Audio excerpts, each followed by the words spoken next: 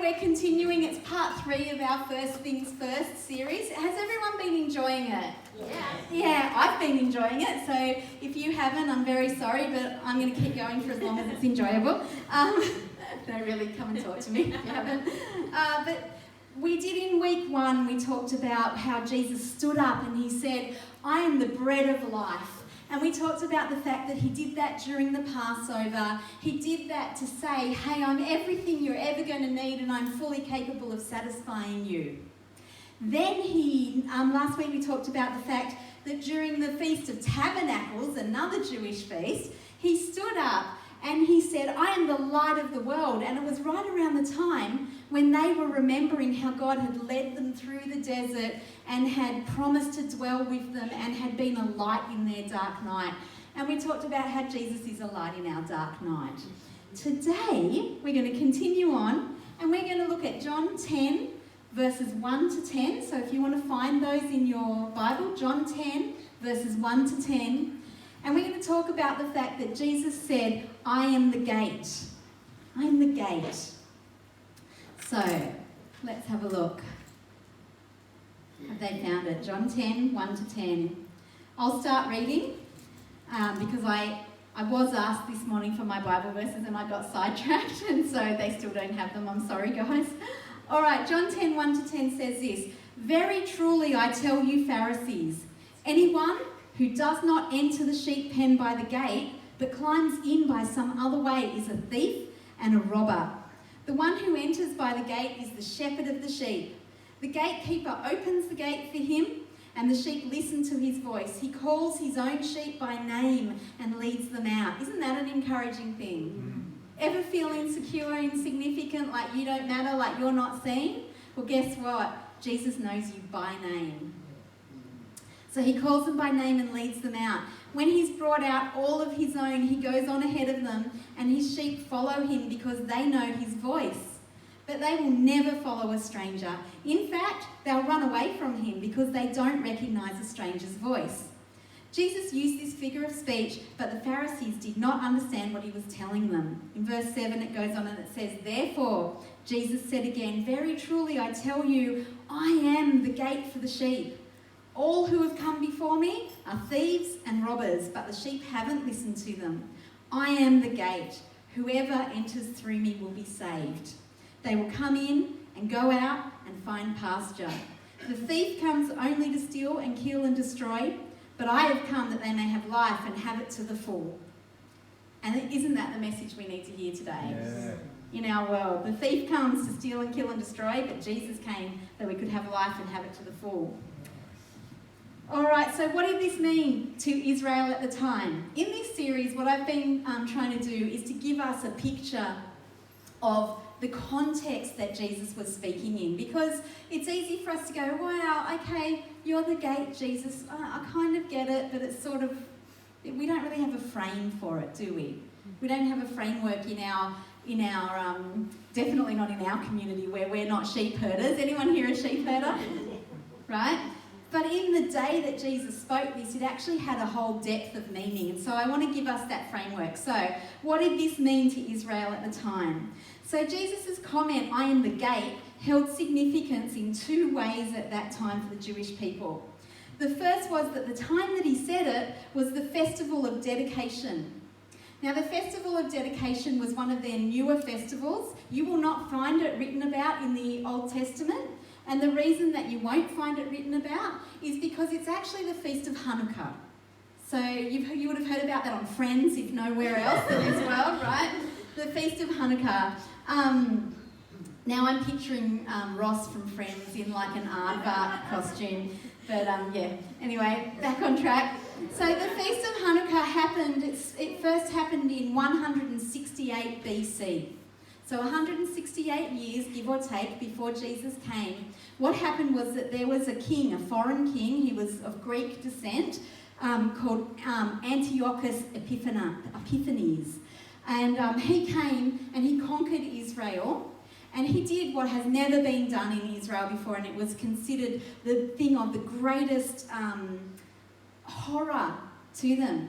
He actually conquered the city, he sacked it. So he came in and he thieved, his army thieved from it.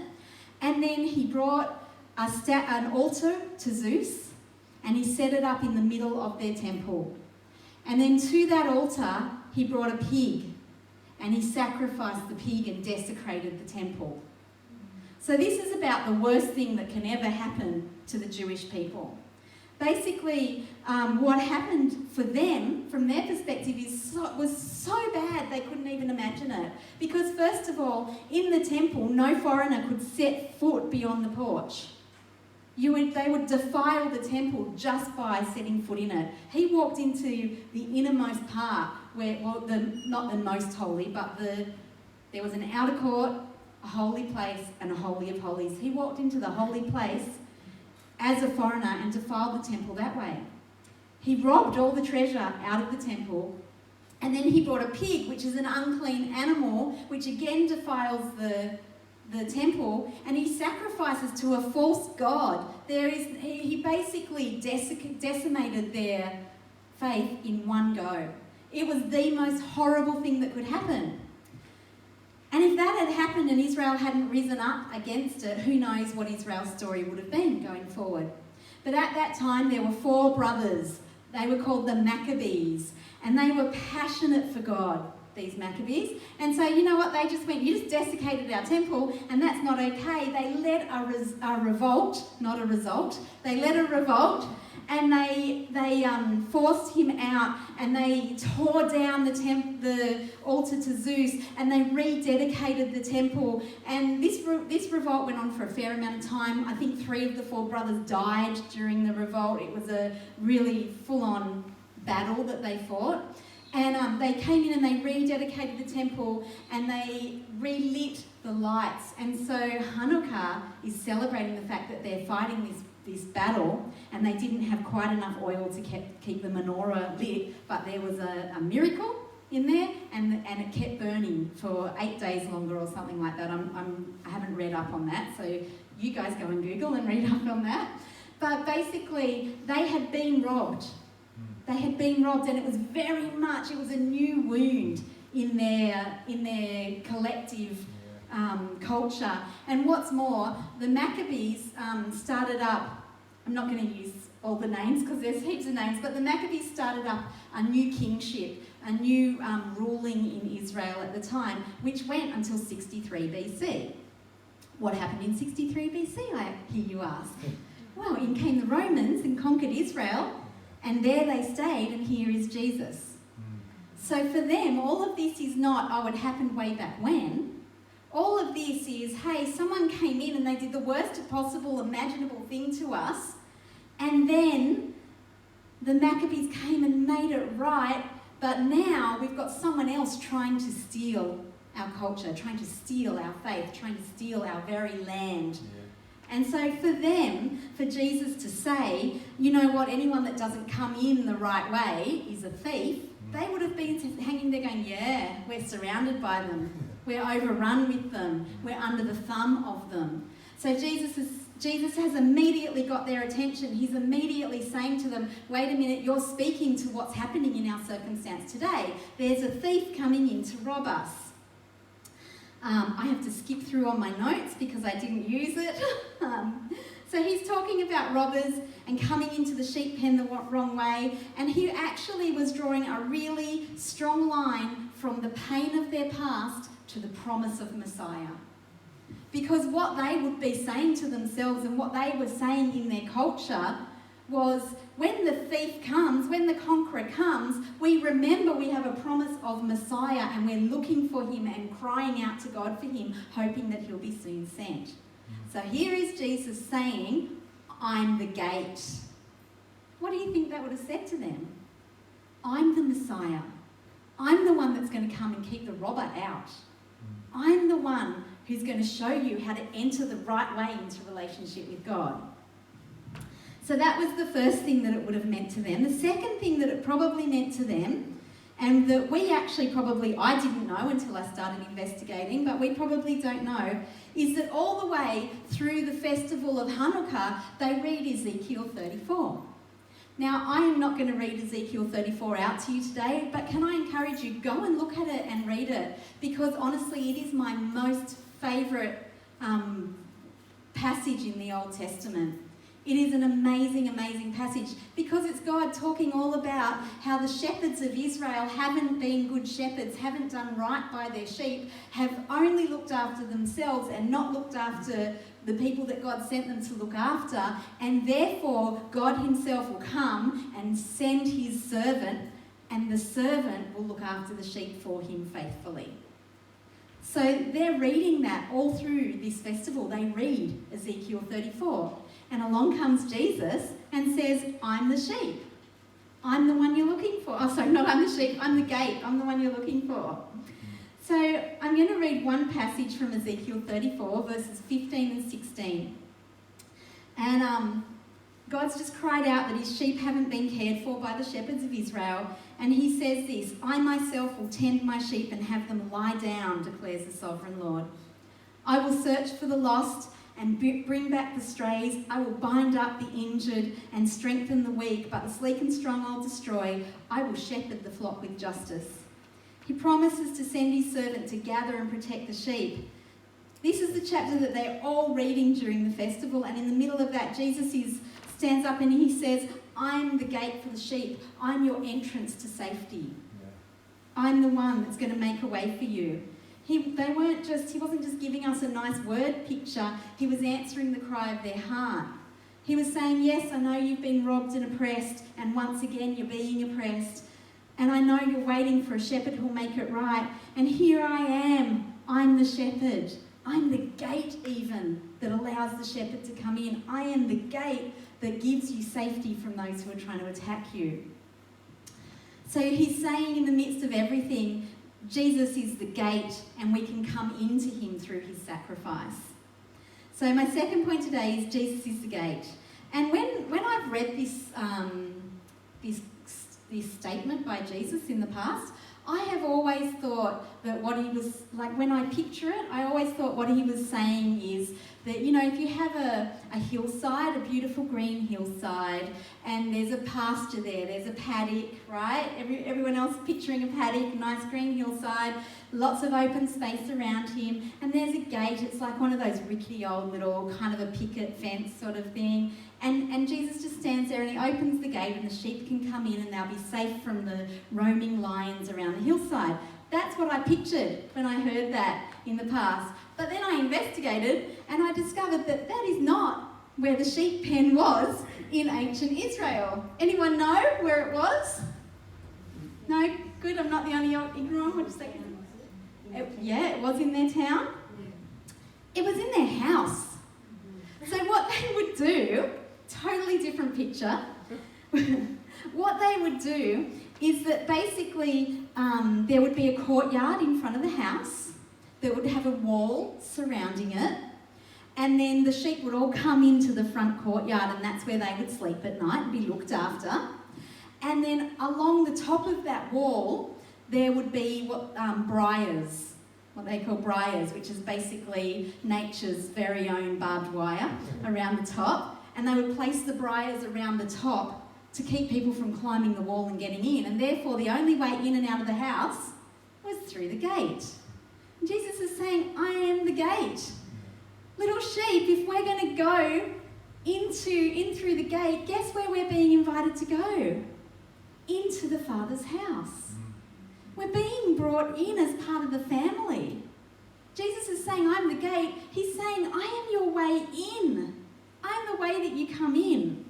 Yeah, in fact, it's the only legitimate way in. And anyone else who was trying to use a different way or tell others to use a different way, well, they're obviously up to no good, right? Because why would you climb the briar bush if you could get in through the gate? If they use the gate, Jesus is saying in verses 2 to 5, then they're the shepherd. So verse 2, I'm going to quickly read 2 to 5. It says, the one who enters by the gate is the shepherd of the sheep. The gatekeeper opens the gate for him, and the sheep listen to his voice. He calls his own sheep by name and leads them out.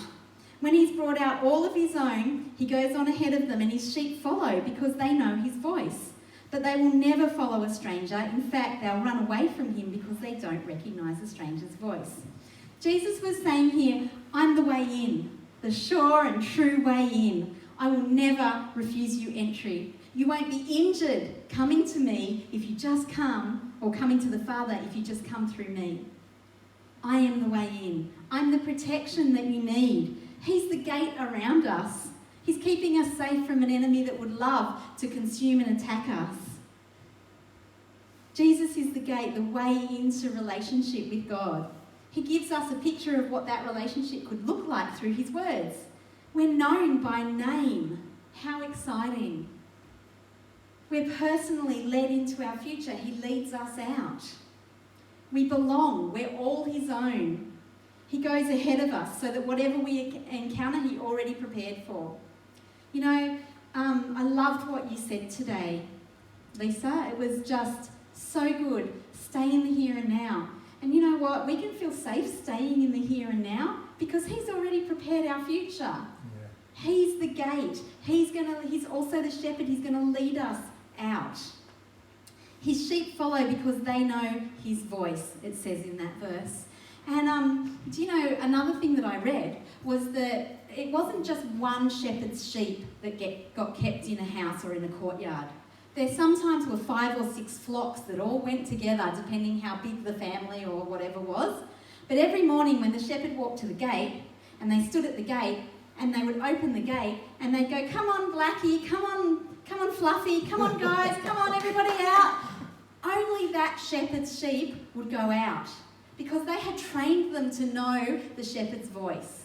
And so they might have 4 or 5 different shepherds, all calling to sheep, but the sheep knew to only go to their shepherd, to not go to someone else's shepherd. The reason that the sheep know the shepherd's voice is because the shepherd spent time with them. The shepherd watched them being born. The shepherd named them. The shepherd protected them. When they were injured, the shepherd wrapped them around his neck and walked the hills with them, talking to them, stroking them, helping them to know that he had them and he was looking after them. What a picture that is for us today. He knows us by name. We need to listen to his voice and hear what he has to speak over us.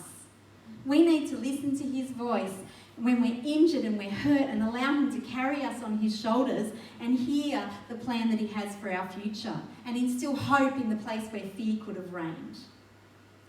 We need to learn to know his voice. Here's the thing, sheep are actually really stupid animals. I've been told, it's not my own opinion, they're really stupid animals. But the one thing they know his voice. Sometimes I'm a really stupid animal. That's a reality. But I'm his sheep. I may not know the truth in every situation. I might not know much in every situation. But one thing I can know, and one thing we can all know, is how to hear his voice. Yes. We just need to be where he is often enough to be so familiar with it that we can pick it out of a crowd. There you go. Good. Jesus is the gate. He's the way to the Father. He's the protector of our souls. He's the one who leads us in and out again. And that just brings me to my last point today, which is just about rest, nourishment, and purpose. In verse 9 it says, "I'm the gate. Whoever enters through me will be saved." What a great assurance. Just like Chrissy said in her word today, you are still Lord in every season. Yeah. In every season, we will be saved. Then he goes on and he says, they will come in and go out and find pasture. We will come into relationship. There is a welcome in the heart of God for us, no matter who we are, no matter what we've done, no matter how well we do or how poorly we do, no matter if we read our Bibles last night, last week, last month, last year, no matter if we, pick your sin, no matter which one it is, there is still a welcome in the heart of God for you. There is still the heart of God calling out, come in through the gate. Come in to relationship. You are no longer on the outside. You are no longer alone. We've seen some pretty unique things this week, haven't we? Sometimes it's easy to sit back and to shake our heads and to say to people, well, you're all overreacting, and maybe we are. But let's do a reality check for a moment. Sheep without a shepherd have got a name. You want to know what that name is? It's prey. Because sheep without a shepherd have no safe place to go. They roam around on the hillside, and the first hungry fox or lion or tiger or bear or whatever it is that comes along has the opportunity to take that sheep out because, one, they're stupid, and two, they're all by themselves. They're prey. So should we really be surprised that a world full of sheep without a shepherd are falling prey to fear? Of course not. We don't buy into the fear because we know we have a comforter, we know we have a shepherd, but they don't know they have a shepherd. They don't know there's a gate they can walk through and be accepted and loved and drawn into relationship. All they know is that something terrible is happening and they don't know what to do about it, and they have not got the assurance that we have in Christ. And so we have an opportunity. We can't get so comfortable in our sheepfold that we forget what it's like to feel that we fall prey to every fear that comes along. We can't get so comfortable that we forget that there are people who need to hear about the love of Christ. We have this opportunity to speak hope and life into people and to invite them to come through the gate into relationship with Christ. So let's not waste that opportunity by judging the sheep for falling prey to the fear that they have. Let's change their circumstances instead. Let's show them what it means to trust that the shepherd will supply toilet paper for us tomorrow, or hand sanitizer for us tomorrow. And so if we've got it and we've got a little bit extra, then hand it out, give it around. Be someone's shepherd that draws them towards the gate and says, you know, if you just walk through there, you'll find life in Christ. We've been promised protection. We have access to protection through that gate.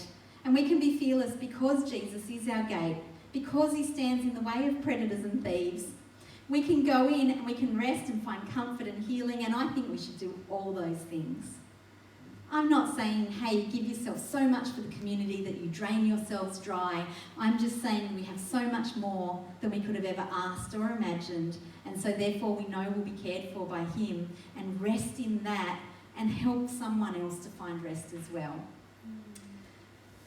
So that's what happens when we go in, and that's what he's promised us when we go through the gate and walk in. What happens when we go out? I think that's up to us, isn't it? Jesus has promised that we'll find pasture, we'll be provided for, we'll be nourished. But what will we do with that? And so I guess today I want to just challenge you that this week, maybe we could make the land fertile with some kindness. Is that all right? Yeah, that's good. Maybe we could act in opposition to the spirit of the day. Because you know what? The kingdom of heaven is forcefully advancing, and the gates of hell won't stand against it. So maybe today what we could do is act in the opposite spirit. Maybe we could imbue faith where there's fear, truth where there's panic, healing where there are injured hearts, and maybe we could say to our neighbour, I'm in good pasture, here, have some of mine. The whole thing with the world panic buying and living in that anxiety is that they don't have to, and maybe we can show them by just exhibiting the fruits of the Spirit. You know, I wasn't brought up in church as a kid, but some of you were. And how many of you learnt the fruits of the Spirit or the fruits of the Spirit song when you were in Sunday school as a child? Or how many of you have learnt it in church? Because look, listen to this. The fruits of the Spirit are love, joy, peace, patience, kindness, goodness, gentleness, faithfulness, and self-control. How much of that have we seen this week? I wonder what would happen if in the middle of a supermarket rush we suddenly began showing love, joy, patience, kindness, goodness, gentleness, faithfulness, self-control. I wonder what impact that might have if enough of our community caught that spirit. So there's a really big spirit at the moment in our world that is saying, be afraid, be very, very afraid. But there is a really bigger spirit who created everything in existence. And he's saying, fear not, for I am with you, says the Lord. Yeah. And so today, I'm going to encourage you, put on the fruits of the Spirit. Put on the fruits of the Spirit. Don't live in fear. Trust in the Lord with all of your heart and just know that He's going to look after you, that He's the gate around you, that you'll come in and go out, and when you do go out, make life better for someone else, okay? All right. I'm going to hand over to Addie, and she's going to lead us in prayer.